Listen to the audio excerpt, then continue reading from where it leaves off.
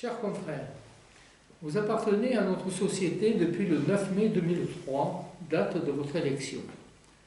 Vous étiez présenté par notre confrère Robert Deban sur proposition du groupe des indépendants.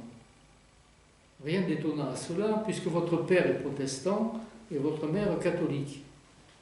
Quant à Robert Deban, chacun connaît ici son implication dans la défense du patrimoine, défense qui constitue le cœur de votre préoccupation. Vous avez été reçu le 20 juin suivant sous la présidence du pasteur Roger Grossi. Vous êtes né à Alès le 27 août 1954. Votre père était notaire et votre mère magistrate. Vous faites votre scolarité primaire à l'école publique de Bessèges, puis vous devenez pensionnaire au lycée d'Audet. Vous entreprenez des difficiles études d'architecte et parallèlement vous suivez des cours d'histoire de l'art sanctionnés par un DUG à l'université Paul Valéry. Vous êtes titulaire d'un diplôme d'études supérieures pour la connaissance et la conservation des monuments anciens, école de Chailloux, ce qui vous vaut le titre prestigieux d'architecte du patrimoine. Pendant 3 ans, à mi-temps, vous devenez architecte des bâtiments de France avant d'ouvrir votre cabinet en libéral. Vos réalisations sont très nombreuses dans la mise en valeur d'édifices au titre des monuments historiques et leur restauration. Votre nom est celui d'un architecte recherché et renommé, bien au-delà de nos frontières. Vous avez exercé des missions au Cambodge, en Tchéquie, en Grèce, en Macédoine, en Bulgarie, en Argentine, et j'en oublie certainement. L'Académie ne peut que se féliciter de vous avoir en son sein. Propriétaire de 2 bâtiments protégés au titre des monuments historiques, nous avions besoin de votre expertise pour assurer au mieux les travaux de conservation ou de restauration de ces locaux. Vous avez bien voulu mettre à notre disposition votre savoir-faire, et ce gracieusement. Nous mesurons chaque jour la chance que nous avons de vous compter parmi nous. La conservation du patrimoine est une préoccupation de l'humanité qui ne date pas d'aujourd'hui. Dans un article publié le 13 mars 1832 dans la revue des Deux Mondes, intitulé « Guerre aux démolisseurs », Victor Hugo déplorait que chaque jour, quelques vieux souvenirs de la France s'en va avec la pierre sur laquelle il était écrit. Et il ajoutait, ouvrez les guillemets, « On fait des lois sur tout, pour tout, contre tout, à propos de tout. Et une loi pour les monuments, une loi pour l'art, une loi pour les souvenirs, une loi pour les cathédrales, une loi pour l'œuvre collective de nos pères, une loi pour l'histoire, une loi pour le passé. Cette loi, nous ne la ferons pas. » Fort heureusement, et sans doute en partie de ce pamphlet, l'écrivain a été démenti et des textes ont été publiés pour protéger notre patrimoine. Il n'en reste pas moins que la vigilance est de tous les instants. Grande est la tentation de faire table rase du passé ou simplement de le laisser peu à peu se dégrader au point ensuite de ne plus pouvoir le restaurer car trop coûteux. Parfois, il advient que l'atteinte au patrimoine résulte d'une volonté idéologique.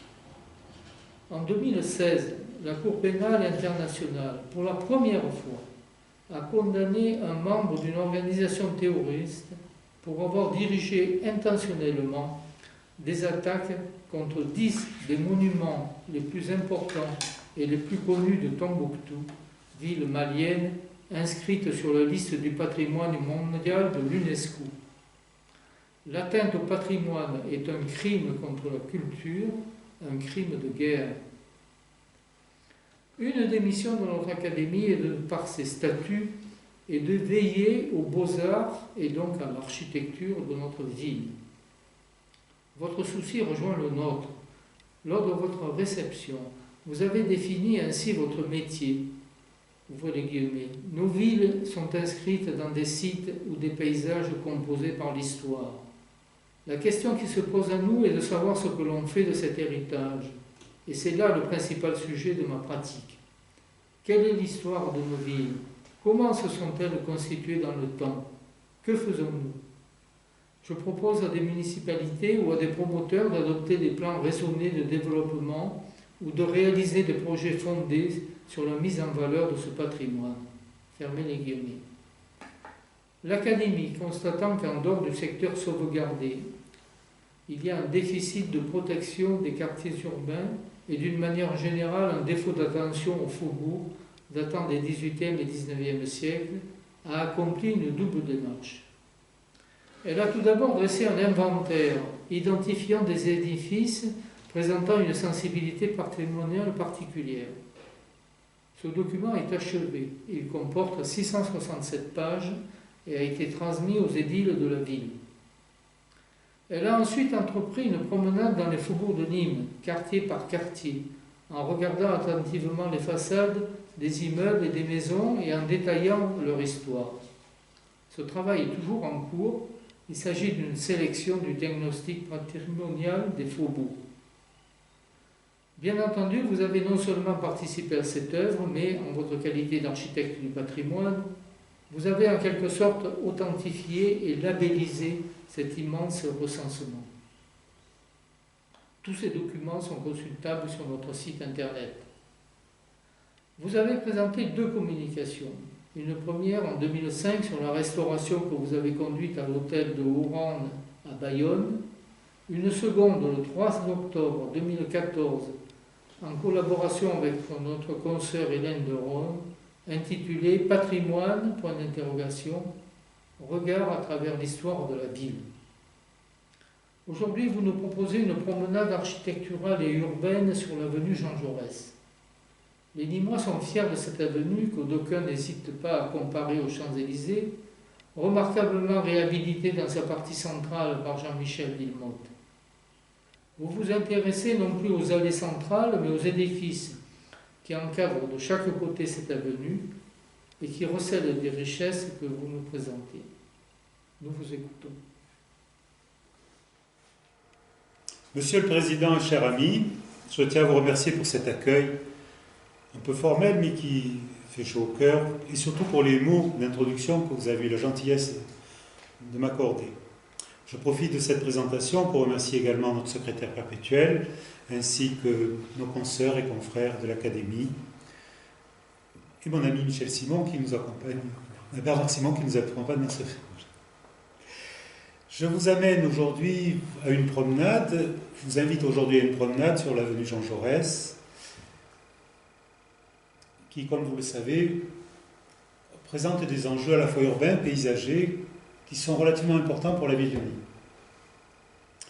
La ville de Nîmes, son patrimoine, son projet urbain, le thème vu à travers le plan local d'urbanisme, en lien avec le plan de sauvegarde et de mise en valeur, bien sûr, son projet de plan de valorisation de l'architecture et du patrimoine, et sa demande de protection, de labellisation plutôt au patrimoine mondial. Qu'est-ce qui caractérise notre ville et son histoire? D'abord cette source qui lui permet de naître, les monuments antiques qui constituent le fond de ce patrimoine remarquable, l'arrivée de l'aqueduc, c'est l'une des rares villes antiques disposant de 2 sources d'eau. La ville historique entourée de ses remparts qui vont être rapidement transformés en boulevards, ce grand jardin classique que nous avons hérité du XVIIIe siècle, avec le tracé du Courneuf et le projet urbain qui va avec. Enfin, la ville néoclassique, la ville du XXe siècle, et pour se poser maintenant la question de quelle ville proposer pour le XXIe siècle. J'ai d'abord regardé la règle d'urbanisme. Effectivement, sur le parcours de Jean Jaurès, nous distinguons 4 secteurs réglementaires avec des hauteurs constructibles qui vont de 12 à 15 mètres, sur des emprises bâties qui peuvent partir de 100%, c'est-à-dire la totalité du terrain, pour, sur les grands terrains de 2000 m², être réduite à 75, c'est-à-dire une réelle volonté de densifier la ville. C'est avant tout un grand site archéologique. On a bénéficié, avec les fouilles qui ont précédé l'aménagement de l'avenue, d'une lecture transversale de la ville antique. Et cette avenue, elle est en lien direct avec le jardin. Et je vous propose d'entrer dans l'avenue par le jardin. Ce jardin qui est composé comme un jardin de château, comme un jardin de demeure, qui est le plus premier jardin public de France et qui comporte une composition étagée avec le jardin classique qui sert de réservoir d'eau pour alimenter l'industrie nîmoise de l'époque, le bosquet, le fond boisé à l'italienne, avec en couronnement la tourmagne. Cet aménagement, un aménagement récent par Jean-Michel Villemotte, a requalifié l'ensemble de l'espace public et a permis l'intégration d'un parking important. Je vous rappelle ce projet de Maréchal. Quand on lui commande d'imaginer des réservoirs d'eau pour la ville, pour alimenter l'industrie, comme j'ai déjà dit, il propose un grand jardin qui se combine avec un cours dit neuf. Cette promenade urbaine plantée qui deviendra l'avenue Jean Jaurès. Raymond reprendra son plan. En parallèle, Maréchal propose un modèle d'architecture vraiment caractéristique. Vous voyez là la maison du jardinier, qui est un témoin intègre de cette époque, où on remarque les grandes chaînes d'angles qui sont décorées de refends avec une très large et assez étroite. Les baies couvertes en axamentaire, la composition régulière à 3 travées axées, le rythme horizontal du soubassement, du bandeau d'appui et de la corniche qui couronne la composition. On note également les petits carreaux des fenêtres et, à l'axe, ce grand balcon, en appui sur des consoles qui, dans ce cas-là, n'ont jamais été finies. Vous remarquez qu'elles ne sont pas sculptées. J'ai fait un petit relevé sur le parcours de l'avenue de ces témoins du plan de composition 18e. Et les voilà situés en plan. On en retrouve tout au long, jusqu'à la rue de la Bienfaisance. Vous remarquerez rue des Tilleuls ce rez-de-chaussée d'immeubles qui correspond au plan d'alignement tracé et voulu par la collectivité. On construit les rez-de-chaussée d'immeubles. Ces rez-de-chaussée 18e, ici un exemple qui n'a jamais été loti, qui sont proposés aux promoteurs ou aux propriétaires pour qu'ils y fassent des immeubles. Voilà un autre exemple, pris sur l'avenue, d'une maison 18e, surélevée au 19e. Vous remarquez, les chaînes d'angle s'arrêtent au rez-de-chaussée, les consoles du balcon ne sont pas taillées, et les fenêtres de l'étage ont des linteaux droits au lieu de linteaux segmentaires. Cette simplification montre bien le rôle. Dans l'inventaire qui a été fait par l'Académie pour recenser les bâtiments remarquables et intéressants de la ville, on avait noté cet édifice particulièrement riche parce qu'il dispose également d'un ensemble remarquable de mosaïques en sous-sol, mosaïques antiques. Également, donc, rez-de-chaussée 18e, surélévation 19e, et voyez que dans ce cas, le balcon n'a pas été fini. On retrouvera ces éléments de chaîne d'angle tout au long du parcours, sur la première séquence d'avenue. En voici plusieurs exemples. Ce sont des éléments qui tous datent du 18e et nous permettent de vérifier ou confirmer que ce plan a bien été voulu. J'ai mis un petit cliché des années 50, tiré du fond en rare, qui montre que l'avenue reste plantée. Et on a peu d'immeubles hauts. En fait, on a hérité du 19e siècle d'une avenue relativement basse. Ce parcours, je l'ai noté sur un plan, offre une vraie promenade dans la ville. On va avoir une vingtaine de témoins de cette architecture 18e, du plan d'urbanisme du 18e, un ensemble d'architecture historique avec des modèles d'architecture pour chaque époque qui viennent comme constituer un collage, une vingtaine d'édifices que l'on peut qualifier de remarquables, qui mériteraient, je pense, une protection, ou au moins d'être conservés dans leur intégrité. Un tracé historique également, celui de l'axe Foster, qui a été repris du projet de Maréchal, quand Jean Bousquet, maire de Nîmes, l'a consulté sur le projet d'urbanisme. Et Foster a proposé de le poursuivre comme un lien urbain et paysager pour le développement des Nîmes, depuis La Fontaine jusqu'aux Costières. Quand on part du haut de l'avenue, on remarque différents immeubles, dont voici quelques exemples. Un immeuble de rapport du 19e, Un immeuble de rapport, celui-là est du 18e. Il a été surélevé, vous remarquez, au 19e, au-dessus de la corniche. Une très jolie, charmante, plutôt charmante maison de ville du 18e. Une maison art déco, avec une composition de briques et pierres sur les linteaux. C'est beau, ce jeu de badigeon, et ce débord de toit pittoresque, un peu à l'italienne. Un hôtel particulier 19e. Un immeuble beaucoup plus pittoresque, qui fait le lien avec le quartier qui n'est pas très loin de la Placette, avec ces deux avant-corses qui ont été surélevés. C'est une Nîmes qui est déjà plus industrieuse. Une belle architecture des années 30, très bien composée. Vous remarquez la qualité de la modénature qui évoque la période industrielle, avec ces enroulements qui font passer à des ouvrages métalliques. Une architecture 20e également, qu'on a tendance à oublier, mais qui a des qualités de composition remarquables.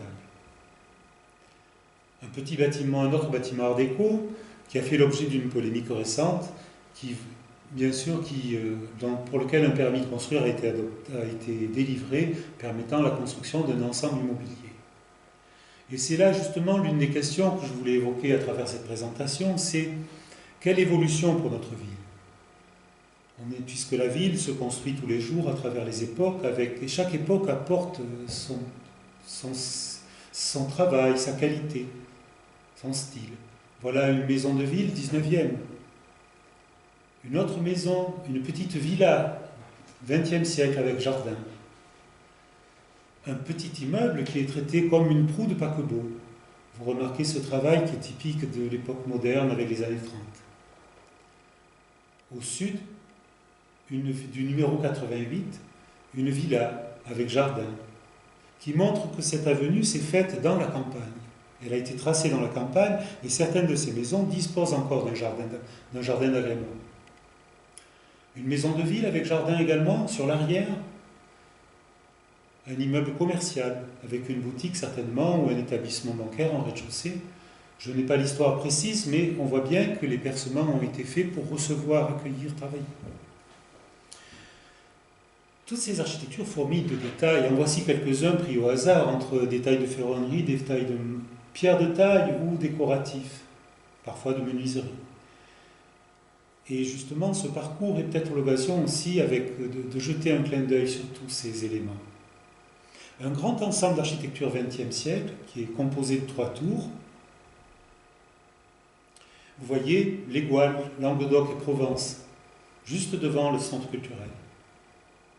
Avec par devant une série de petits bâtiments d'habitation, des immeubles collectifs, au 45, 45 bis et 66. Une série d'immeubles réalisés sur le même modèle. Avec encore un discours d'architecture classique. Vous voyez, c'est parti de Refend, qui est là pour ancrer l'édifice sur le sol.